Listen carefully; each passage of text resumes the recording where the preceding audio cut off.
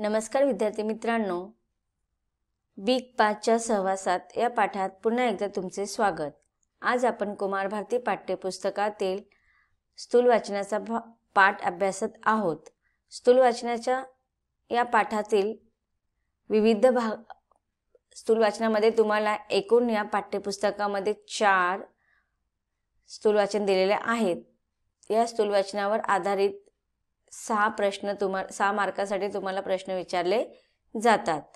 आज आपण स्थूल वाचनातील पाठ क्रमांक 3 अभ्यासत आहोत आणि त्याचे शीर्षक आहे बिग 5च्या सहवासात।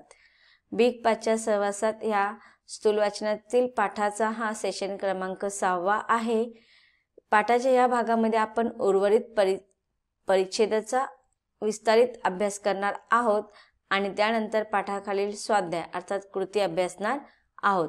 चला तर आपण आता प्रत्यक्ष पाठाकडे वळूया।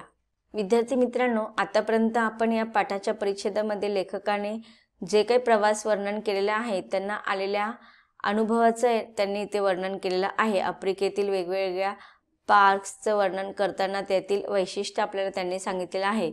त्याच्यानंतर 5 बिग प्राणी म्हणजेच सिंह आहे, चित्ता आहे, चित्ता लेपर्ड आहे, हत्ती आहे, गेंडा आहे। तर हे वेगवेगळे जे काही मोठे मोठे प्राणी आहेत त्यांचे वैशिष्ट्य आतापर्यंत आपण पाहिलं। आता आपल्याला इथे लेखक केनियाच्या अर्थव्यवस्थेचं वर्णन सांगत आहेत। पाहूया लेखक आपल्याला केनियाच्या अर्थव्यवस्थेबद्दल काय सांगत आहेत। केनियाची अर्थव्यवस्था प्रामुख्याने 4 प्रकारच्या उत्पन्नावर आधारित आहे। आता इथे लेखकाने सांगितलेले की केनियाची जी अर्थव्यवस्था म्हणजे आर्थिक उत्पन्न, प्रत्येक देशाची अर्थव्यवस्था वेगवेगळ्या घटकांवर आधारित असते। प्रत्येक देशाच्या भौगोलिक वातावरणानुसार तिकडचं अर्थव्यवस्था ठरत असते। जसे की भारतामध्ये अधिकतर आपलं अर्थव्यवस्था ही अगोदर शेतीवरती अवलंबून असायची, कृषीप्रधान देश मानला जातो। तसंच इथे केनियाची अर्थव्यवस्था ही 4 प्रकारच्या उत्पन्नावर आधारित आहे। ते 4 प्रकार म्हणजेच पहिला आहे पर्यटन, दुसरा आहे कॉफी, तिसरा आहे चहा आणि चौथा आहे फूल। आणि ते फूल म्हणजे गुलाबाचं फूल। तर आता इथे पहिलं दिलेलं आहे पर्यटन। आता इथे लेखक सांगत आहेत की इथे वेगवेगळ्या प्रकारचे मोठे मोठे अरण्य असल्या कारणाने म्हणजे पार्क्स आपण तिथे म्हणतो, तर ते पार्क हे अत्यंत प्रेक्षणीय असे स्थळ आहेत। हे जंगलांचा, अरण्यकांचा प्रवास करण्यासाठी, सफर करण्यासाठी लांबून लांबून इतर देशातील प्रवासी किंवा पर्यटक येतात तिथे प्रेक्षणीय ह्या अरण्यकांना भेट देण्यासाठी। त्यामुळे हे पर्यटनाला आलेल्या लोकांकडून पर्यटन स्थळ म्हणून हे प्रसिद्ध आहे, अरण्य किंवा जंगल। आणि त्यामुळे त्या देशाची आर्थिक व्यवस्था संपन्न होण्यासाठी कुठे ना कुठे ह्या पर्यटन व्यवस्थेकडनं त्यांना त्यांच्या उत्पन्नावर भर मिळतो। त्यांचं उत्पन्न जे आहे, केनियाच्या अर्थव्यवस्थेचं जे काही उत्पन्न आहे ते पर्यटन व्यवस्थेद्वारा जे काही त्यांचं आर्थिक सहायता त्यांना मिळते त्याच्यावर आधारित त्यांचं उत्पन्न आहे। आणि दुसरं सांगितलं की कॉफी आणि चहा याच्यावरती सुद्धा त्यांचं आर्थिक उत्पन्न आधारित असतं।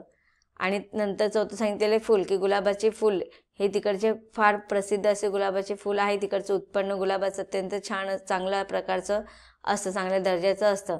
म्हणून हे केनियाच्या अर्थव्यवस्थेचे 4 प्रमुख उत्पन्न म्हणजेच उत्पन्नाचे आधार म्हणजे पर्यटन, कॉफी, चहा आणि फुलं, गुलाबाची फुलं। तर याच्यामध्ये प्रथम दर्जा किंवा प्रथम स्थान दिलेलं आहे तर पर्यटनाला। त्यात पर्यटनाचा क्रमांक पहिला आहे।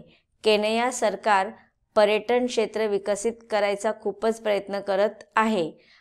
पर्यटकांनी जंगलात फिरताना काय दक्षता घ्यावी याचे नियम करण्यात आलेले आहेत। तर बघा आता इथे केनिया सरकार यांना माहिती आहे की त्यांची अर्थव्यवस्था जी आहे ती पूर्ण त्यांचं उत्पन्न ह्या पर्यटन व्यवस्थेवरतीच आधारित आहे। आणि ह्या पर्यटन क्षेत्रामध्ये जर अजून विकसित काही गोष्टी केल्या तर त्यामुळे देशामध्ये इतर देशामधील जे काही पर्यटक येतात त्यामुळे त्यांना कोणत्याही प्रकारची अव्यवस्था होणार नाही किंवा कोणत्याही प्रकारच्या समस्यांना सामोरे जाता येऊ नये। त्यामुळे ते अधिक काटेकोरपणे अनेक केनिया सरकार ह्या पर्यटन क्षेत्र विकसित करण्याचा प्रयत्न करत आहे, जेणेकरून त्यांची पर्यटकांची संख्या दिवसेंदिवस जास्त वाढली जाईल आणि त्यांची आर्थिक व्यवस्था किंवा त्यांचं आर्थिक उत्पन्न जास्त, त्यांच्या देशाचं आर्थिक उत्पन्न वाढेल। ह्याकडे त्यांचं लक्ष लागलेलं आहे. आणि ह्या केनिया सरकारने पर्यटनाला किंवा पर्यटन स्थळाला भेट देण्यासाठी जे काही पर्यटक येतात त्यांनी कोणत्या प्रकारची काळजी घेतली पाहिजे त्याची एक नियमावली बनवलेली आहे. आणि ते नियमांचं काटेकोर पालन हे सरकार ह्या पर्यटकांकडून करून घेतात. पर्यटकांनी जंगलात फिरताना काय दक्षता म्हणजे काळजी घ्यावी याचे नियम करण्यात आलेले आहे. उदाहरणार्थ, मोटारीतून फिरताना शक्यतो मुख्य रस्ता सोडून आत जाऊ नये. अगदी दुर्मिळ प्राणी दिसला तरच झुडपात शिरावं, पण परत लवकरात लवकर मुख्य रस्त्यावर यावं. जनावरांच्या जवळ बोलू नये, टाळ्या वाजवू नयेत व त्यांना खायलाही घालू नये. सिंह, गेंडा, लेपर्ड, चित्ता यांच्या सभोवताली 5 पेक्षा जास्त वाहनांनी थांबू नये. जनावरांचा पाठलाग करू नये व त्यांना त्रास देऊ नये, इत्यादी इत्यादी.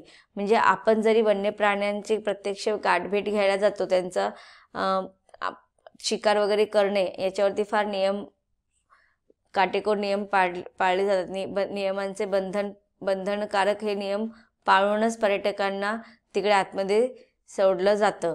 आता आपण पाहतो की विनाकारण ह्या वन्य प्राण्यांची शिकार केली जाते आणि छंद म्हणून जी शिकार जोपासली जाते त्याचा परिणाम आपल्या वन्यजीवांवरती सुद्धा होत चाललेला आहे. आज अनेक जंगलं तोडले गेल्यामुळे किंवा आपण पाहतो की ह्या ज्या प्राण्यांची किंवा जनावरांची जात आहे त्या आज संपुष्टात आलेल्या आहे.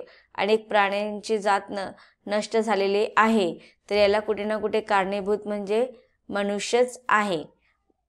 इथे लेखकांनी आपल्याला केनियाच्या अर्थव्यवस्थेबद्दल माहिती दिलेली आहे. ते म्हणतात की या नियमांचं उल्लंघन करणाऱ्यांना दंड करून त्वरित पार्क बाहेर काढण्याचे अधिकार रेंजर्सना आहेत. सरकार याबाबत अतिशय दक्ष असल्यानेच केनिया सफरीला येणाऱ्या आंतरराष्ट्रीय पर्यटकांची संख्या दिवसेंदिवस वाढते आहे. तर केनियाच्या अर्थव्यवस्थेमध्ये केनियाच्या सरकारने अतिशय काळजी घेतलेली आहे आणि म्हणूनच त्यांच्या आधुनिक विकसित झालेल्या या पर्यटन स्थळाला त्याची सफर करण्यासाठी, त्या सफरीचा आनंद घेण्यासाठी अनेक आंतरराष्ट्रीय पर्यटकांची संख्या दिवसेंदिवस वाढत चाललेलं आहे. विद्यार्थी मित्रांनो, हा पाठ इथे संपत आहे. आता या पाठाच्या खालील जो काही कृती तुम्हाला दिलेली आहे अर्थात स्वाध्याय, आता आपण संक्षिप्त रूपाने अभ्यासणार आहोत. इथे तुम्हाला स्वाध्यायामध्ये 3 प्रश्न दिलेले आहेत. तर ते 3 प्रश्न आपण आता उत्तरासकट अभ्यासूया. प्रश्न क्रमांक 1, केनिया पार्क्समध्ये फिरण्याचे थ्रिल खालील मुद्दा विचारात घेऊन लिहा. तर इथे तुम्हाला गेम ड्राईव्ह हा मुद्दा दिलेला आहे, त्याचं उत्तर आपण पाहूया. जंगलात फेरफटका मारणे म्हणजेच गेम ड्राईव्ह करणे व जंगलातील दुर्मिळ जनावरांचा शोध घेणे व त्यांची माहिती मिळवणे हे थ्रिल असते. केनिया सफारीत रोज सकाळ संध्याकाळ प्रत्येकी सुमारे 4-5 तासांचा गेम ड्राईव्ह करण्याचा कार्यक्रम लेखकाने आखला होता. संपूर्ण प्रवासासाठी मेंडेडोर गाड्या व 4 व्हीलरची व्यवस्था होती. पुढे उत्तर कंटिन्यू आहे. जंगलात फिरताना मोटारीचे छप्पर उघडण्यात येते. त्यातून जनावरांना जवळून पाहता येते व त्यांचे फोटो मनसोक्त काढता येतात. वाहनांचा एकमेकांशी संपर्क राहण्यासाठी प्रत्येक मोटारीत वायरलेस सेट उपलब्ध असतात. आणीबाणीच्या प्रसंगी त्याचा उपयोग होतोच, पण कुठे एखादे दुर्मिळ जनावर दिसले की तिथे पोहोचता यावे अशा प्रकारच्या सूचनाही एकमेकांना देता येतात. आता हा प्रश्न क्रमांक 1 झालेला आहे. प्रश्न क्रमांक 2 मध्ये तुम्हाला टिपा द्या हा प्रश्न आहे. त्याच्यामध्ये तुम्हाला 2 टिपा लिहायच्या आहेत. पहिला आहे केनियातील पर्यटन क्षेत्राबाबत तेथील सरकारची भूमिका. आपण सेशन क्रमांक 6 मध्येच आत्ताच हा परिच्छेद अभ्यासलेला आहोत. उत्तर पाहूया आपण. केनिया सरकार पर्यटन क्षेत्र विकसित करण्याचा खूपच प्रयत्न करत आहे. केनिया सरकार अतिशय दक्ष आहे. पर्यटकांनी जंगलात फिरताना काय दक्षता घ्यावी याचे नियम करण्यात आलेले आहे. उदाहरणार्थ, मोटारीतून फिरताना शक्यतो मुख्य रस्ता सोडून आत जाऊ नये. अगदी दुर्मिळ प्राणी दिसला तरच झुडपात शिरावं, पण लवकरात लवकर मुख्य रस्त्यावर यावं. उत्तर पुढे कंटिन्यू आहे. जनावरांच्या जवळ जाऊ नये, टाळ्या वाजवू नयेत व त्यांना खायलाही घालू नयेत. सिंह, गेंडा, लेपर्ड, चित्ता यांच्या सभोवताली 5 पेक्षा जास्त वाहनांनी थांबू नये, जनावरांचा पाठलाग करू नये व त्यांना त्रास देऊ नये इत्यादी. या नियमांचं उल्लंघन करणाऱ्यांना दंड करून त्वरित पार्क बाहेर काढण्याचे अधिकार केनिया सरकारने तेथील रेंजर्सना दिलेले आहेत. आता टिपाद्यामधील दुसरा मुद्दा आहे तुमचा बिग 5चे थोडक्यात वर्णन. पाहूया उत्तर. सिंह, लेपर्ड, चित्ता, गेंडा, हत्ती व जंगली म्हैस या 5ही प्राण्यांची जमिनीवर शिकार करणे अत्यंत अवघड आहे. तसेच ते आकाराने मोठे असल्यामुळे त्यांना बिग 5 असे म्हणतात. सिंहाचे सुमारे 30 जणांचे कुटुंब असते व त्याचे आयुष्य जवळजवळ 15 ते 20 वर्ष असते. दिवसाचे 20 तास सिंह आसळून पडलेला असतो. तो क्वचित शिकार करतो. सिंहाला जंगलात एकही शत्रू नाही. सिंहाचा एकमेव शत्रू माणूस होय. त्या भागातही मनुष्य प्राण्यांची संख्या वाढत आहे. त्यामुळे सिंहाची संख्या दिवसेंदिवस कमी होत आहे. पुढे उत्तर कंटिन्यू आहे. लेपर्डची शेपटी लांब व टोकापासून मध्यापर्यंत त्याच्यावर ठिपके असतात. लेपर्ड सूर्यास्ताच्या वेळी किंवा रात्री शिकार करतो. तो सावजाला ओढत झाडावर नेतो. त्याचे आयुष्य 20 वर्ष असते. त्याच्या कातडीला आंतरराष्ट्रीय बाजारपेठेत जबरदस्त मागणी आहे. चिता हा सर्वात अतिचपळ प्राणी आहे. तो 100 किलोमीटर वेगाने पळतो. त्याची शिकार करण्याची पद्धत वेगळी आहे. तो सावजाजवळ दबकत जातो, एकदम हल्ला करतो व गुदमरून मारतो.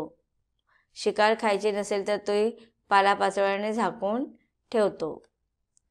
अत्यंत दुर्मिळ असा पांढरा गेंडा नकुरू पार्कमध्ये आढळतो. त्याचबरोबर काळे गेंडे येथे आहेत. काळे व पांढरे मिळून जवळजवळ 80 गेंडे या पार्कमध्ये आहेत.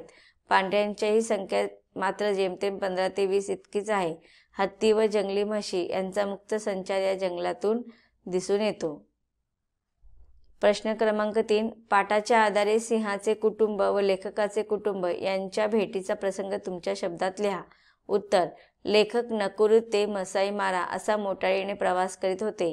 दुपारचे जेवण आटोपून ते मारा सरीना लॉजकडे जात होते. इतक्यात फरीदने गाडी कमरे एवढ्या उंच गवतात घुसवली. पाहतात ते काय, गवतात वनराज मस्त विश्रांती घेत होते. सारे कुटुंब समोर आले. 2-3 सिंहिणी आणि त्यांची 10 बाळे. शेजारीच एक म्हैस मरून पडली होती. 4-5 बछडे व सिंहिणी त्यावर ताव मारत होते. खाऊन झाल्यावर सिंहराज तृप्तीने विसावले होते. उत्तर कंटिन्यू आहे. एक सिंहिणी सिंहाजवळ आली आणि मी पाणी पिऊन येते, तू जरा बछड्यांना सांभाळ असं सांगून निघून गेली. असा जणू त्यांचा संवाद झाला असावा असे लेखकाला वाटते. सर्व सिंह कुटुंबे मोटारीला खेटून मोटारीच्या सावलीत मस्त पहुडले होते. एक बछडा सिंहाच्या आयाळीशी खेळत होता. त्यावर सिंहाने पंजा उगारून जणू त्रास देऊ नकोस असे त्याला बजावले असावे. हा सगळा चित्तथरारक सोहळा डिस्कव्हरी चॅनेलवर पाहावा तसा लेखकाच्या कुटुंबियांनी अनुभवला. पुढे तुम्हाला प्रवास वर्णन म्हणजे काय त्याचे मुद्दे वगैरे दिलेले आहेत. आपण पाहूया प्रवास वर्णन कसे लिहावे. प्रवास वर्णन लिहिताना त्यात खालील मुद्द्यांचा विचार व्हावा. मुद्दा क्रमांक 1. प्रवासाचे ठिकाण. ठरवलेल्या ठिकाणची भौगोलिक ऐतिहासिक वैशिष्ट्ये, तेथील हवामान स्थिती, नियोजित ठिकाणी पोहोचण्याचे मार्ग या सगळ्यांचा पूर्वतयारीविषयी थोडक्यात माहिती घेणे आवश्यक आहे. मुद्दा क्रमांक 2. नेमके काय पाहिले. जिथे भेट देणार तेथील लोकजीवन, संस्कृती, वेशभाषा, बोलीभाषा, खाद्यपदार्थ आणि अर्थातच निसर्ग, ऐतिहासिक, भौगोलिक ह्या सगळ्या बाबी महत्त्वाच्या गोष्टी आहेत. मुद्दा क्रमांक 3. सूक्ष्म निरीक्षण. प्रवास करताना निरीक्षणातून लक्षात आलेले छोटे छोटे बारकावे तपशिलांची नोंद करून ठेवावे. लेख लिहिताना अशी काही निरीक्षणे नोंदवल्यास आपल्या लिखाणाला वेगळे परिणाम मिळते. मुद्दा क्रमांक 4. सहज संवादात्मक लेखन. प्रवास वर्णनाची शैली ही उत्कंठावर्धक तरीही सहज असावी.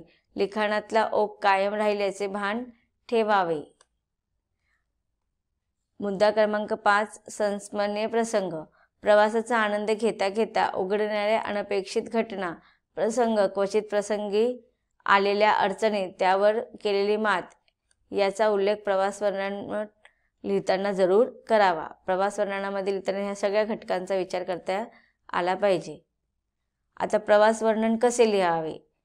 उत्तर आहे प्रवास वर्णन म्हणजे प्रवासाच्या तयारीपासून सुरू होणारा हा एक सिलसिला प्रवास संपून मूळ जागी येऊन स्वस्थता मिळेपर्यंत अव्याहतपणे आपसूक सुरूच असतो. प्रवासातील वेगळेपण, निरनिराळ्या व्यक्ती, आलेले हटके अनुभव, काही अद्भुत गोष्टी या सर्वांची एक सुंदर अनुभूती तयार होते. सखोल निरीक्षणातून ते उठावदार बनते. त्यातून प्रवास वर्णन हा एक बोलका अक्षरबद्ध नजारा तयार होतो. त्यामुळेच निरीक्षणे, माहिती, वैशिष्ट्य, आलेल्या अडचणी आणि विलक्षण अनुभव तसेच केलेली धमाल या सर्व गोष्टी सहजपणे लिहिल्या की प्रवास वर्णन तयार होते. तर विद्यार्थी मित्रांनो, हा पाठ इथे संपलेला आहे. धन्यवाद.